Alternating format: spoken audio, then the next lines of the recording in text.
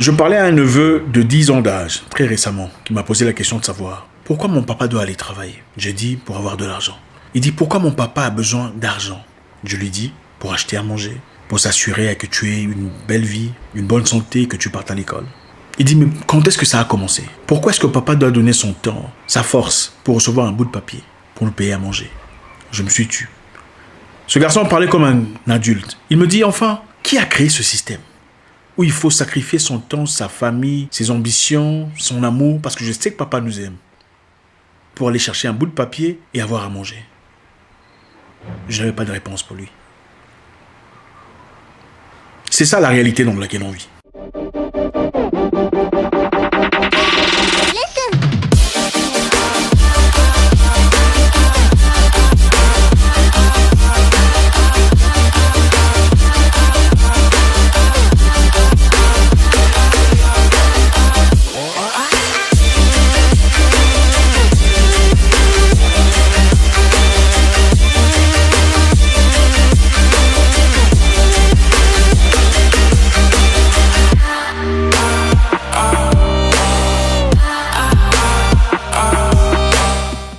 Les amis, bonjour, mes frères d'une autre mère, mes sœurs aussi d'ailleurs. Merci infiniment d'être là ce soir, à notre rendez-vous habituel. Vous êtes très appréciés, ça fait chaud au cœur de savoir que vous m'attendez. Merci à tout le monde, merci à ceux qui sont abonnés à notre nouvelle chaîne, Votre Frère, c'est la nouvelle chaîne, Votre Frère. Si vous ne l'avez pas encore fait, vous êtes intéressé, je vous encourage de le faire. On essaiera de placer un lien dans les commentaires ou sur la bande de description. Nous espérons vous y retrouver. Aujourd'hui est un jour très intéressant, un jour de gloire, de grâce, de force, d'emphase, de puissance. On va parler d'un sujet très intéressant qui nous aidera certainement à grandir, comme d'habitude. Vous est-il déjà arrivé de vous poser la question de savoir comment ça se fait que certains pays sont riches, pendant que d'autres sont pauvres? Qu'est-ce qui s'est passé? Comment ça se fait que certaines personnes vivent dans la richesse, l'abondance, la plénitude, pendant que certaines vivent dans la misère?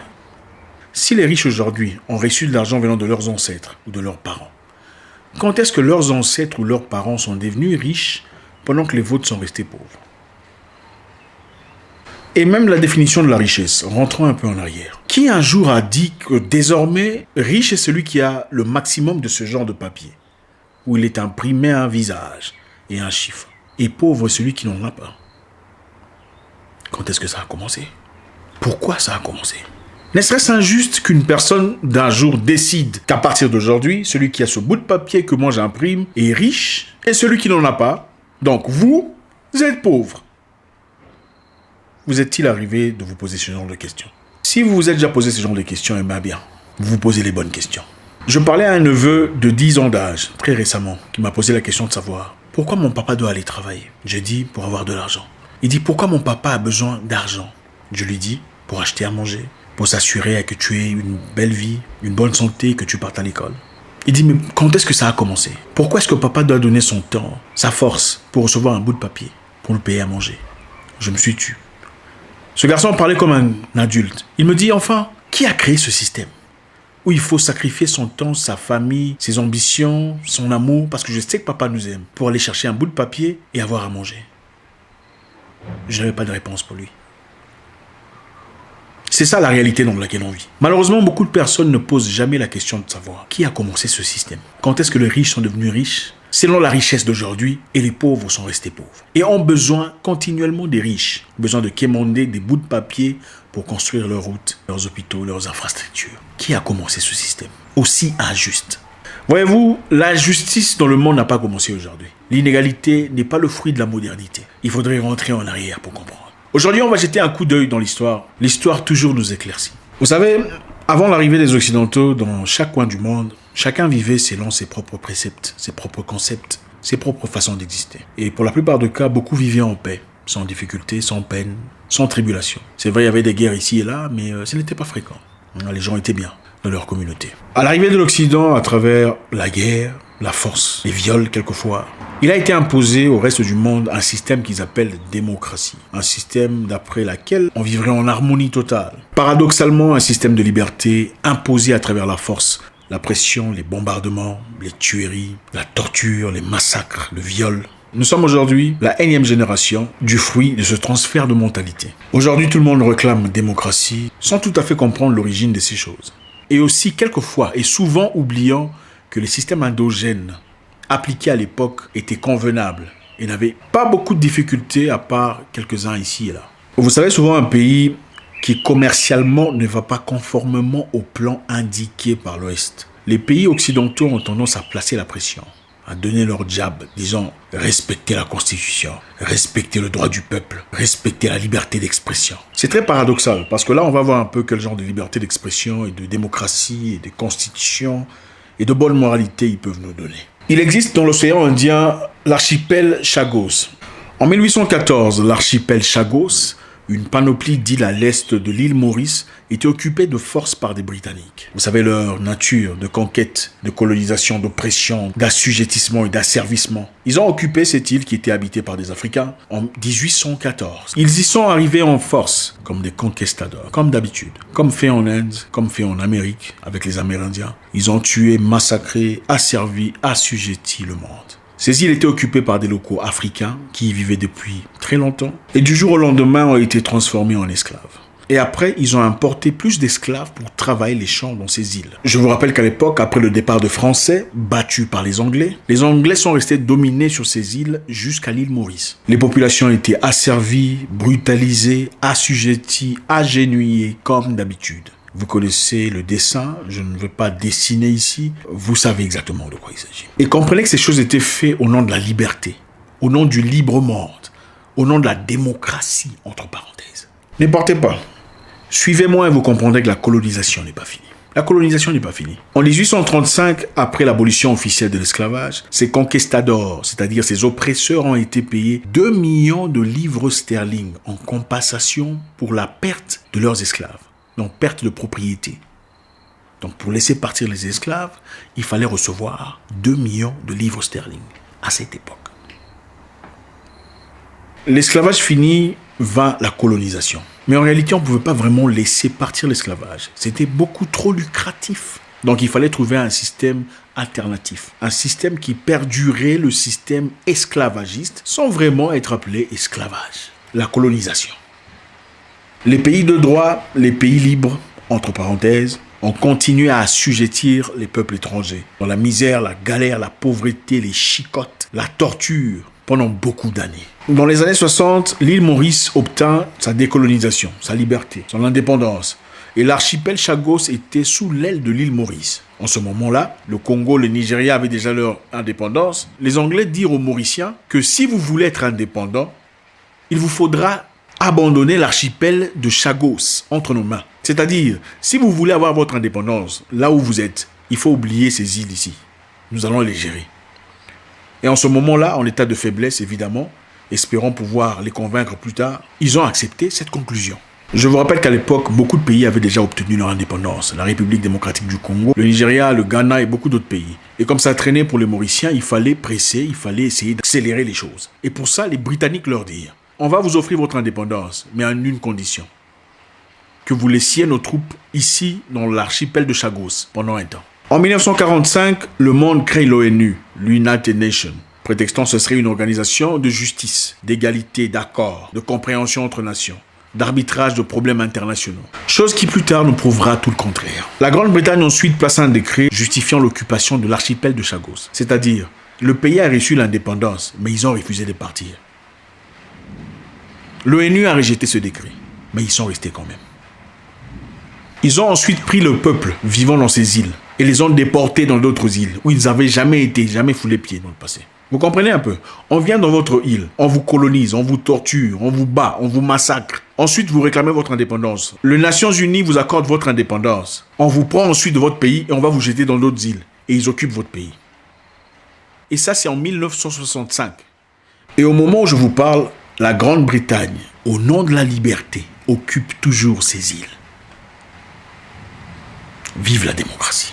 Ils ont bâti des baraques, des centres militaires, des forteresses pour aller bombarder en Asie, bombarder en Irak, bombarder au Moyen-Orient, quand ils en ont besoin. Remballer comme des rats et renvoyer dans d'autres îles où ils n'avaient jamais foulé pied. Et ces habitants originaires de Chagos ne sont pas autorisés de rentrer chez eux. Ou Chagos, sans l'autorisation des Britanniques. On vient chez vous, on vous prend, on vous bat, on vous envoie ailleurs. Vous devenez étranger chez vous. On occupe vos maisons, on occupe vos terres, on bafoue vos ancêtres. Et vous n'avez pas le droit de rentrer chez vous. On y place des camps militaires, des armes, des aéroports pour aller bombarder ailleurs. Vive la démocratie et la liberté. Je pense que c'est important qu'on parle sans langue de bois. Parce que beaucoup de gens ne comprennent pas. Beaucoup de gens pensent que nous vivons dans un monde libre. Le monde n'est pas libre. L'esclavage n'a pas changé. La colonisation, les conquêtes ne sont pas encore parties. Les Mauriciens luttent, font des réclamations. L'ONU a agréé, a accepté que l'île soit libérée. Mais les Anglais ont refusé. Ils ont donc bafoué l'autorité de l'ONU et sont restés. Ils ont construit leur base militaire, accompagnés des Américains. Il a été ordonné aux Britanniques de quitter immédiatement ces îles. Qu'est-ce qu'ils ont fait? Ils ont signé un nouveau contrat avec les États-Unis. Un contrat de 20 ans d'occupation collective de l'archipel de Chagos. Une île qui appartient aux gens. Et très récemment, la secrétaire d'État britannique dit « Notre présence dans ces îles est justifiée. C'est pour combattre le terrorisme. Nous quitterons ces îles volontiers quand nous jugerons que le terrorisme est fini. On occupera ta maison dans un monde libre et démocrate. Oh, bien sûr, la démocratie. Mais quand on va décider qu'il n'y a plus de rats, alors là, on va quitter ta maison. Mais en attendant, toi, tu vas dormir chez les voisins où tu dois payer le loyer. Tes enfants vont dormir dehors, sous la pluie, sous le vent. Mais moi, j'occupe ta maison pour combattre les rats qui risqueraient de me suivre chez moi, à 10 km de là. Madagascar vit aujourd'hui les mêmes histoires, les mêmes difficultés, les mêmes problèmes. En 1896, l'Assemblée nationale française prononce la fin du royaume de Madagascar. L'Assemblée nationale française prononce la fin du royaume de Madagascar. Donc vous venez chez les gens, vous dites désormais, vous n'êtes plus un royaume, vous êtes une colonie. Ranavalna III, dernière reine malgache, est exilée par le nouveau pouvoir à la Réunion. Donc vous venez chez les gens, en conquistador, vous abattez, vous tuez, vous massacrez, vous torturez. Et vous dites, bon, à partir d'aujourd'hui, vous n'êtes plus un royaume. Vous êtes une concession de la France. Votre reine sera exilée. Elle ne vivra plus ici, au nom de la liberté, au nom de la démocratie. Vous voyez un peu où on va. Et les 5 îles éparses appartenant à Madagascar ont été annexées à la France, à travers la même procédure. En 1960, Madagascar accède à l'indépendance. Il devient un pays libre, membre des Nations Unies. Madagascar est libéré, mais la France refuse de libérer les 4 îles éparses. En 1960, les îles ont été séparées par un décret du gouvernement français.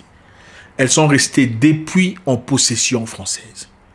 Donc, à travers un petit bout de papier, la France dit désormais, cette partie de votre pays ne vous appartient plus. Elle est française. Vive le monde libre. Vive la liberté. Vive la démocratie. Et en 1979, 19 ans plus tard, l'ONU donne raison à Madagascar. Elle a considéré que ce décret était une violation constitutive du principe du respect et de l'intégrité territoriale de Madagascar. Mais depuis lors, la France n'a jamais libéré les îles éparses.